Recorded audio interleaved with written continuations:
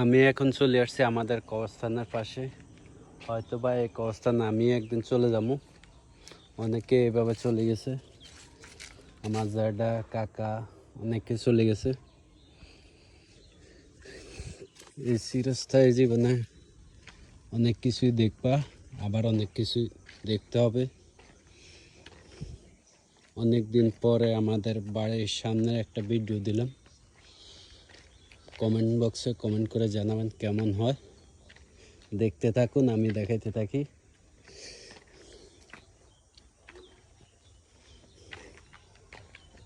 আগে অনেক সুন্দর একটা দৃশ্য ছিল, এখন বর্তমানে বালু চালু দেখা যায় শুধু রোডঘাটে।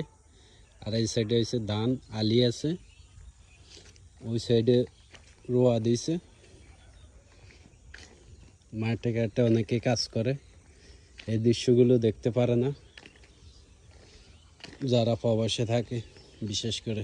আর এই সাইডে ধান আছে,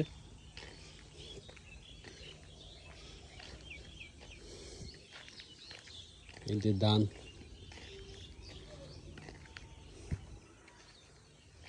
এই জায়গা অনেক মাছ হইতো, আগে দেখতাম অনেক মাছ। 11 বছর পরে আসি দেখতেছি এখনো গর্ত করা আছে। মাছ ধরছে মনে হয় কিছুদিন আগে।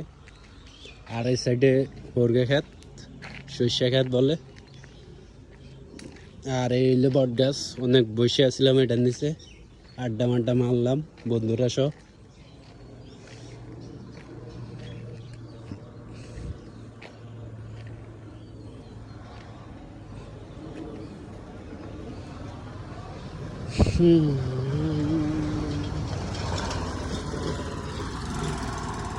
বালু, রাস্তার অবস্থা করুন, রোডঘাট কিছুই করে না। ভাঙ্গাচোরা রোডঘাট আগে অনেক ভালো ছিল। আর এই জায়গায় তো অফলাইন খেলাধুলা করতো।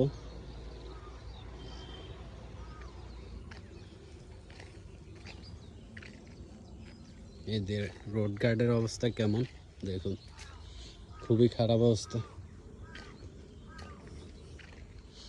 এই সাইডে দিয়ে সিএনজি বা অটো চাইলে ভাঙ্গাচোরায় যাকে আমার কি খাই, যারা অসুস্থ তারা সুস্থ হয়ে যায়। আর বিশেষ করে অসুস্থ মানুষ সুস্থ হয়ে যাবে যাকা নাকা খাই, এভাবে চলতেছে। আর সবাই ভিডিওটা পারলে শেয়ার করে দিবা আর দোয়া করবা আমাদের জন্য। জাস্ট এটা অনেক দিন পর ভিডিও দিলাম আমাদের এলাকার, বিশেষ করে আমাদের গ্রামের সাইডের ভিডিওটা। কেমন লাগলো জানাবা।